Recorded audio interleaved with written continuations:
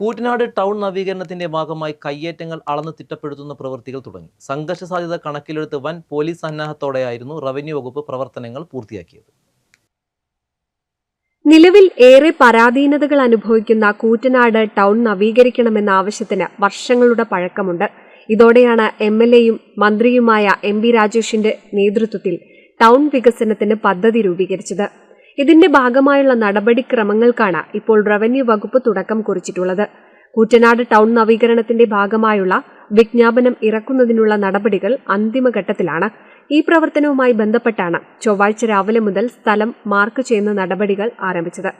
സർക്കാർ മിച്ചഭൂമി, സ്വകാര്യ വ്യക്തികൾ കയ്യേറിയ ഭൂമിയുമടക്കം അളന്ന് തിട്ടപ്പെടുത്തി 32.33 സെന്റ് സ്ഥലം നവീകരണ പ്രവർത്തനങ്ങൾക്കായി ഏറ്റെടുക്കും. ഡിജിറ്റൽ സർവേ പ്രകാരമാണ് നിലവിൽ ഭൂമി അളക്കുന്നത്. പാലക്കാട് ലാൻഡ് അക്വിസിഷൻ തഹസിൽദാർ മുരളിയുടെ നേതൃത്വത്തിൽ പാലക്കാട് നിന്നുമെത്തിയ റവന്യൂ സംഘമാണ് പരിശോധന നടത്തിയത്. പദ്ധതിയുടെ നിർമ്മാണ ചുമതലയുള്ള KRFB ഉദ്യോഗസ്ഥരും സംഘത്തിലുണ്ടായിരുന്നു. കയ്യേറ്റങ്ങളടക്കം മുൻപ് മാർക്ക് ചെയ്ത സ്ഥലങ്ങളിൽ സംഘം പരിശോധന നടത്തി. സംഘർഷ സാധ്യത കണക്കിലെടുത്ത് വൻ പോലീസ് സന്നാഹത്തോടെയായിരുന്നു റവന്യൂ വകുപ്പ് പ്രവർത്തനങ്ങൾ പൂർത്തിയാക്കിയത്. നിലവിൽ ഏറ്റെടുക്കേണ്ട ഭൂമിയെ സംബന്ധിച്ചുള്ള വിജ്ഞാപനം അടുത്ത ദിവസങ്ങളിൽ തന്നെ പുറത്തിറങ്ങും. തുടർന്ന് കയ്യേറ്റങ്ങളും മറ്റും സംബന്ധിച്ച് പട്ടാമ്പി തഹസിൽദാർ അടക്കമുള്ളവർക്ക് റിപ്പോർട്ട് സമർപ്പിക്കും.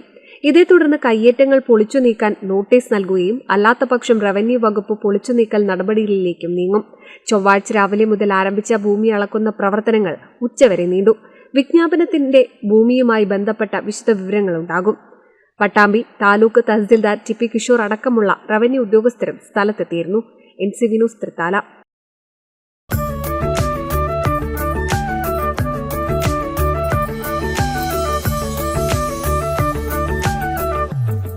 വർഷത്തെ വിശ്വസ്ത പാരമ്പര്യവുമായി എന്നും എപ്പോഴും കൂടെയുണ്ടെന്ന വിശ്വാസം. Basith wedding mall, Basith arcade, Poonkottukulam, Tirur.